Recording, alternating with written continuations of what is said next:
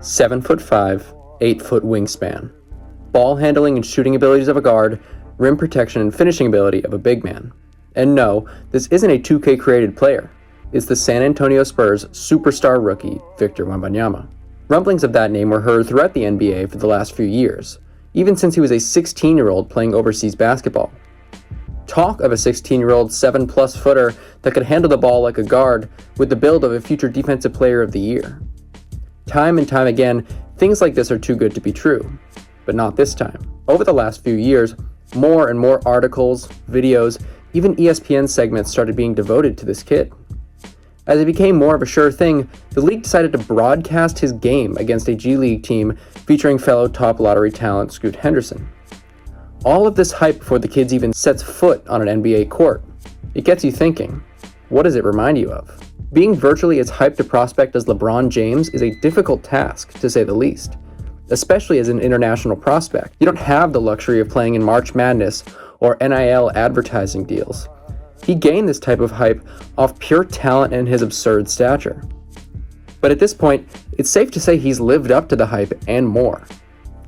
His rookie year stats are comparable to a LeBron James, if not better. Just based on pure box score averages, he averages 20.8 points, 10.3 rebounds, 3.4 assists, 1.3 steals, and an absurd NBA-leading 3.4 blocks per game. However, what isn't talked about enough is that while these stats alone are comparable to a rookie LeBron, he's playing only 28 minutes a night, which is 97th in the NBA, where LeBron was playing nearly 40 minutes a night, good for 10th in the league. Per 75 possessions, roughly the average possessions of a typical NBA star, Wemby is averaging 25.6 points, 12.8 rebounds, 4.2 assists, 1.6 steals, and 4.2 blocks per game. These are obviously pretty crazy stats, especially for a rookie, and in all reality, it's not far off from what he is doing right now. The craziest part is that he got off to a relatively slow start. And since the New Year's, he's been on an absolute tear, with jumps in virtually every statistical category and a massive efficiency leap. This was largely to be expected. Most guys coming out of college have a better immediate feel for the game, just based on the fact that the games are similarly officiated, similar rule set, pace, etc. After all, college ball is largely meant to make NBA players. However, playing with international rules, especially as a center, where rules in terms of fouls called, goaltending, and the 3-second rule, or lack thereof, it can be difficult to immediately adjust. It makes perfect sense for him to need to get his bearings, as he was only 19 years old for the first 3 months of his career. But now, he's just exploding in terms of production. The only downside to his career so far is the fact that he was drafted to a team with little to no prospects outside of the idea of him as the number 1 pick. The Spurs were lucky enough to get that pick and have him be the cornerstone of their franchise, but it looks fairly bleak in terms of player talent outside of him, and as effective and impactful as he has been, the Spurs have been nothing short of terrible as a collective unit. They have a minus 7.5 net rating, 5th worst in the league, as well as the 27th ranked offense and the 23rd ranked defense.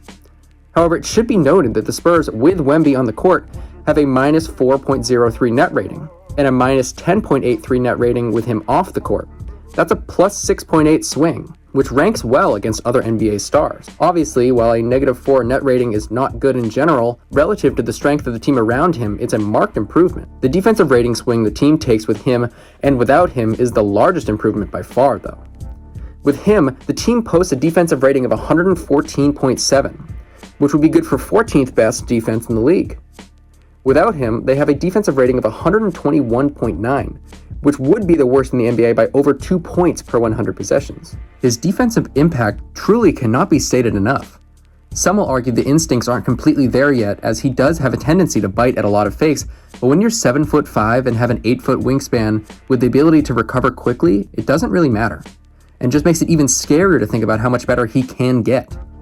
Looking at his defensive percentiles per Basketball Index, this season Wemby ranks in the 100th percentile in blocks per 75 and block rate on contested shots, the 99th percentile in defensive LeBron and defensive estimated plus minus, and the 98th percentile in rim defensive field goal percentage versus expected and rim points saved per 75 possessions. He's also in the 96th percentile in rim deterrence, the 96th percentile in defensive rebounding, and the 89th percentile in rim contests. Not to mention the fact he ranks in the 90th or above percentile in passing lane defense, deflection, steals, and other perimeter-based defensive metrics, in the group of starting off-ball bigs, which is his assigned offensive role via Basketball Index. Just all-around defensive dominance, simply put. Over the last 10 seasons, he's posting some of the craziest rim protection numbers we have seen, and he's a rookie. And once you compare him to just rookies over the last decade, it becomes even more clear how once-in-a-lifetime his defensive capabilities are. Per NBA's tracking, players are shooting roughly 10% worse than their average when defended by Wemby at the rim this season, among active players who've played at least 40 games to this point, which ranks in the 95th percentile among qualified players. When he entered the league, more people seemed to be infatuated with his offensive capabilities, and deservedly so. No guy that is that tall should be doing sham gods and step-back threes, but his defense has been so much better than anticipated that it truly should get the credit it deserves. But diving more into his offense, that should not go understated as well. He's averaging 25.6 points per 75 possessions this season, which is the highest mark by a rookie with at least 1,000 minutes played in the last 10 years. Higher than Luka, higher than Trae Young, higher than Ja Morant, among other elite scoring rookies. And the number won't stop climbing either. He's getting better, processing as a player with each game. As stated previously, he's already averaging 4 more points per game in his last 30 games than his first 30, while shooting significantly better from 2-point and 3-point range. The ability to flash skill is one thing, but the ability to adapt and improve on the fly cannot be appreciated enough by a rookie. His shooting is something that was deemed a negative of his game coming out of overseas play. I, for one, always thought it was frankly naive to actually believe that. Sure, he shot a poor percentage from deep in France, but for a guy his size, just the confidence to shoot it at that rate was a positive sign. Critics came out of the gates correct about his shooting, as he started the season shooting 29% from deep on 4.9 attempts per game. However, since the new year, he's shooting 37.5% on over 5 attempts per game.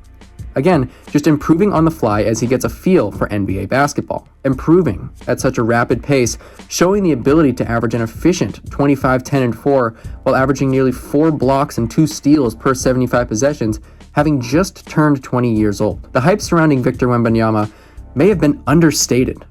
He truly has the potential to be a legend in this game. Hope you guys enjoyed the video. Let me know what you think of Wemby. Like the video if you enjoyed, and subscribe if you haven't already. But most importantly, have a good one.